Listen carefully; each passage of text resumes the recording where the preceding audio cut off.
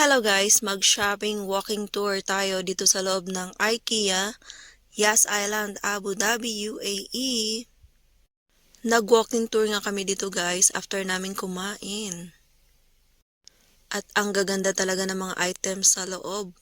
Pambili na lang talaga ang kulang. At first time ko nga pumasok dito guys. At ayun nga, nakaka-amaze talaga yung mga gamit dito.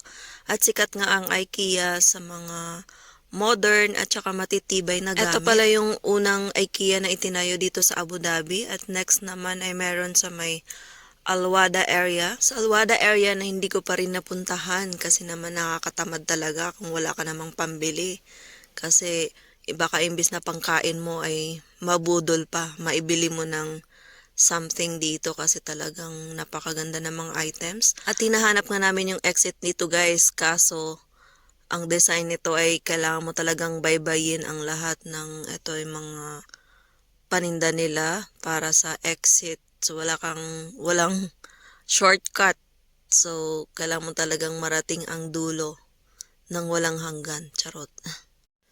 Sa sobrang quality nga ng mga products dito sa IKEA ay meron na rin sila sa Pinas. Ayan, kagandahan meron na rin sa Pinas. Kaya kailangan natin mag-ipon-ipon para makabili tayo ng mga gamit dito. Lalo na yung mga basic needs sa ating bahay.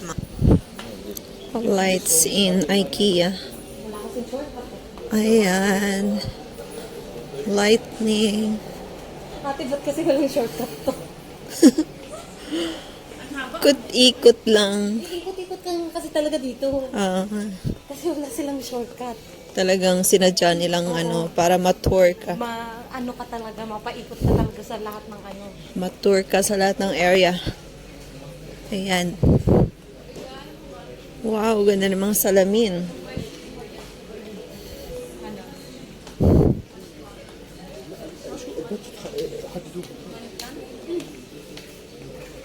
Kailan ba birthday niya? Ayan o, candle. Candle. Ano yung mga lalagyan ko? Parang galing tayo dito kanina? Or iba yun? Sa taas yun. Kasi lagi may ganito. Ayun na, nag-write doon.